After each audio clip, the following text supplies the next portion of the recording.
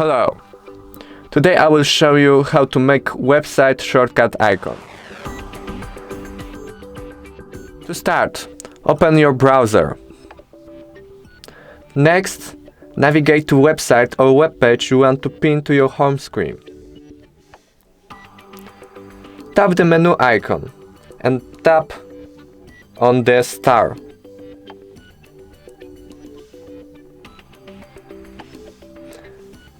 Next, you can pick the name for your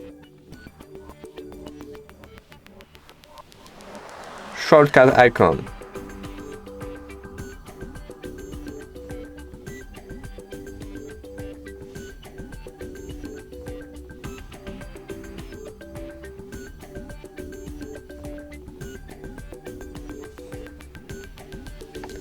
Thank you for watching.